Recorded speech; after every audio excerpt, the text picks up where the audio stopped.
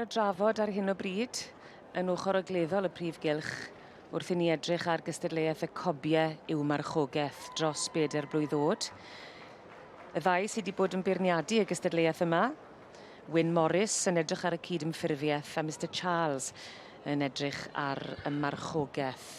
Fi'n credu bod ni wrthi yn penderfynu ac yn tynnu nhw mewn i'w safle terfynol.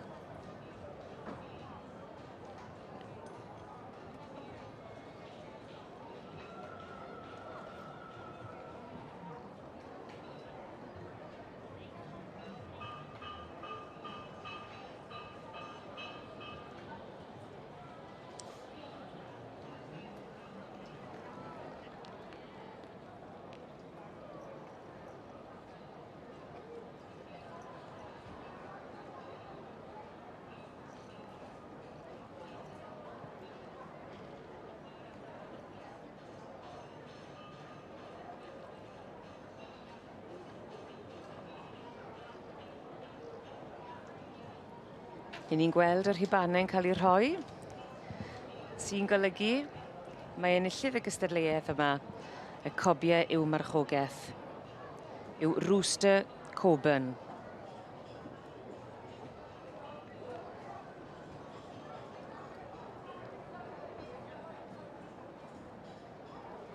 Marchogaeth Mr Dixon, a dyn ni'n gweld dipyn ohono fo'n ennill y dosbarthiadau fan hyn yn y sioe frenhinol. Odyn, mae wastad yn cefnogi'r sioe a'r dosbarth ma'n enwedig.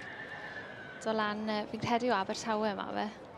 A mae'n braf gweld rhywun sydd yn cefnogi yn cael llwyddiant. Odi ma fe, mae'n gymeriad rhywbryd, mae wastad yn gwenu a'n gweud helo. Ie, a fel ni'n gweld wrth ennill y dosbarth yma, maen nhw'n syth bin yn ennill y Pencampwriaeth hefyd. Odyn.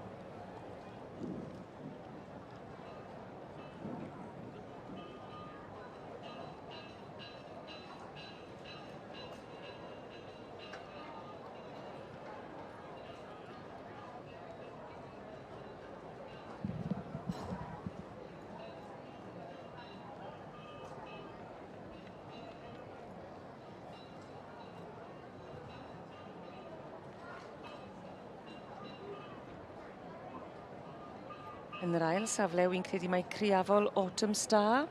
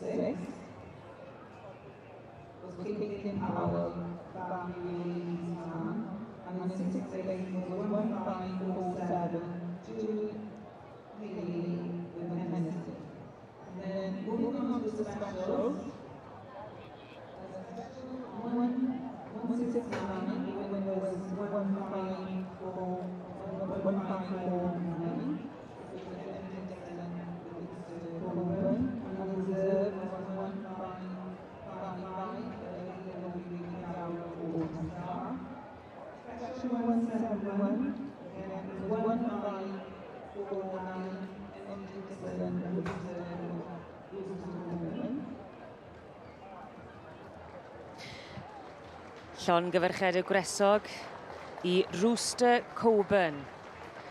Ac yn Marchogaeth yn fuddugoliaethus Malcolm Dixon.